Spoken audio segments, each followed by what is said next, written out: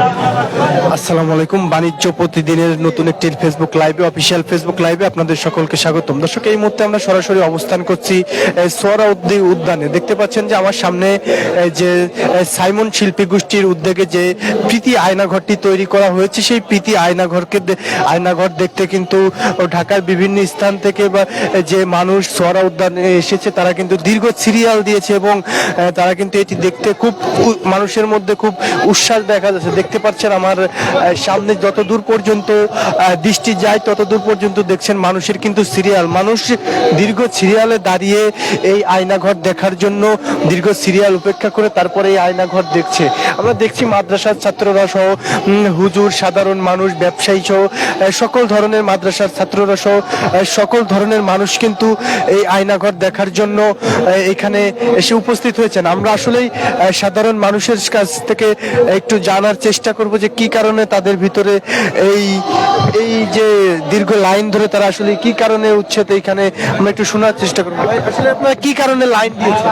আমরা এই আয়নাঘরে কিভাবে মানুষকে নির্যাতন করেছে এই ঘটনাটা দেখার জন্যই আমরা দাঁড়াইছি ভাই।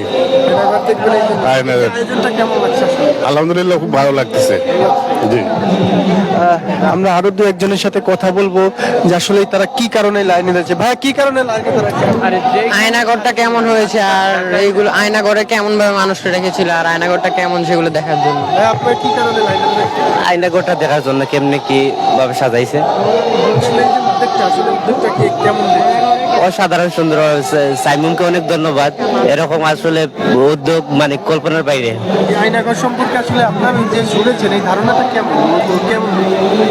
আমরা যে আয়নাঘর শুনছি, সাইমনে কিভাবে সাজাইছে এটা না দেখলে আমরা বুঝতে পারবো না। আসলে আমি শুধু সুনামগঞ্জ থেকে, সিলেট বিভাগে সুনামগঞ্জ থেকে আসছি এই জুলাই জাগরণ দেখার জন্য, এবং সবচেয়ে বেশি যেটা জন্য আসছি সেটা হচ্ছে এই আয়নাঘরটাকে দেখার জন্য, যেখানে আমাদের তরুণ প্রজন্মের আহমদ বিন কাসেম এবং আব্দুল্লাহ আহিলামান আজমি ওনাদের মতো ব্যক্তিত্বদেরকে 8 বছর 9 বছর যে আয়নাঘরে বন্দী করে রেখেছিল খুনি ফ্যাসিস্ট হাসিনা, সেই আয়নাঘরটাকে দেখার জন্যই মূলত আজকে এই জুলাই ফেস্টে চলে আসছি।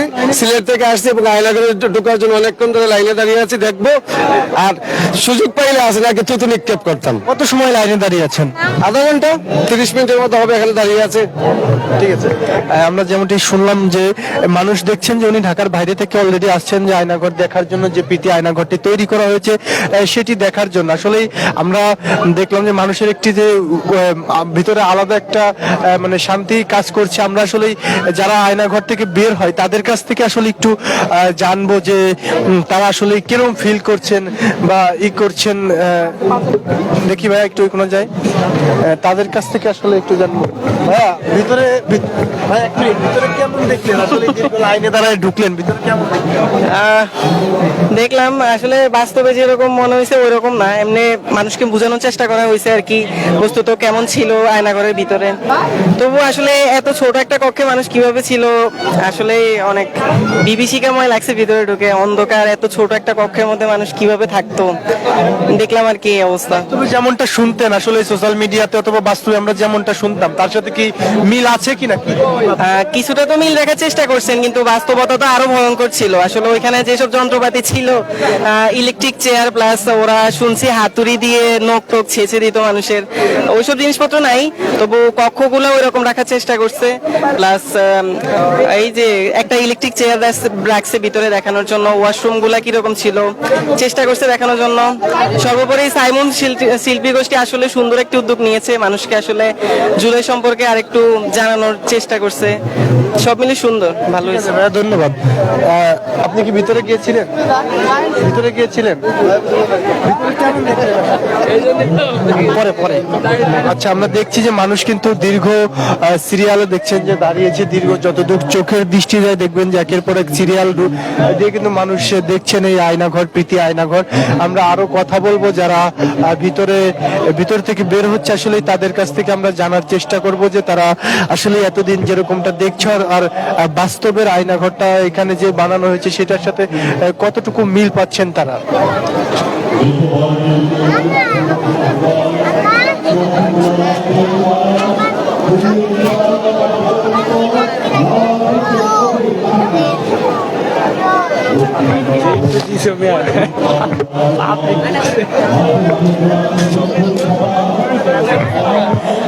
যেমনটি দেখছেন যে আপনারা যে প্রীতি আয়নাঘরটি সাইমন শিল্পী গোষ্ঠীর পক্ষ থেকে বানানো হয়েছে, সেই আয়নাঘরে আসলেই কি আছে, আয়নাঘর বাস্তবে দেখতে কেমন সেটি দেখার জন্য কিন্তু দেখছেন যে সাধারণ জনতার উপরে পড়া ভিড় এইখানে, এবং ঢাকা এবং ঢাকার বাইরে থেকেও কিন্তু অনেকেই বলছে, অনেকে এসেছেন। আমরা যেমনটি কথা বলে জানতে পারলাম যে আসলেই তারা বাস্তব অভিজ্ঞতাটা নিতে চায়। ভাইয়া একটু কথা বলি, ভিতর থেকে আসলেন, কেমন দেখলেন? মোটামুটি বাস্তবে যেমনটা দেখছেন আর মানে এতদিন শুনছেন জানছেন, আসলে ব্যাপারটা কেমন? মানে বাস্তবের সাথে মিল আছে আর কি। আসলে এরকম যে জীবনযাপন করছে, আসলে এটা কতটা কষ্টদায়ক বলে মনে হয়?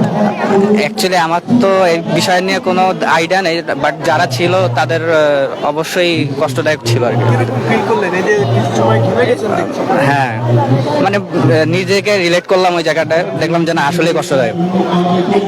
ভাই, আপনি ছিলেন, আসলে কেমন দেখলেন? খুবই ভয়ঙ্কর ভিতরে। তো যারা আয়না ঘরে আটকা ছিল তারা কিভাবে যে আয়না ঘরে এত বছর ছিল, এটা আমি মনে করলেই আমার অবাক লাগে অনেক। ইলেকট্রিক চেয়ার গুলো আছে যে আসলে সেইগুলো কতটা ভয়ঙ্কর মনে হচ্ছে, বা বাস্তবে এতদিন মানুষের মুখে অথবা অনলাইনে নিউজে দেখছেন, কিন্তু বাস্তবে একটা প্রীতি দেখলেন, আসলে কেমন? এই আয়না ঘরের ভিতরে প্রচুর গরম, এত গরমে তারা কিভাবে এত বছর ছিল এটা আমি বুঝতে পারি নাই। আর যে ইলেকট্রিক চেয়ারটা আছে ওই চেয়ারে বসলেও ব্যথা লাগে অনেক, এটা কিভাবে তারা ওই চেয়ারে বসতো এটা আমি বুঝতে পারি না। আয়োজন, ব্যতিক্রম আয়োজন ব্যতিক্রম, এটা খুব ভালো লাগলো। আমরা যারা সাধারণ মানুষ, আমরা কখনো এরকম আয়নাঘর দেখি নাই, এখন আমরা বাস্তবে আয়নাঘর দেখে আমাদের খুব ভালো লাগলো। ঠিক আছে ভাইয়া, ধন্যবাদ। আপনি কোত্থেকে এসেছেন, ঢাকারই নাকি বাইরে? আমি ঢাকা মিরপুর থেকে আসছি। আমরা শুনছিলাম একজন ভাই যিনি ভিতর থেকে বের হয়েছেন, আসলে তার ভিতরের দেখলে অনেকটা মানুষ মানে চোখের সামনে মেনে নিতেও অনেকটা কষ্টকর হয়, এরকমটি তারা বলছিলেন যে মানুষ এতটা পৈশাচিক আচরণ কিভাবে করতে পারে সেটাই কিন্তু তারা বর্ণনা করছিলেন।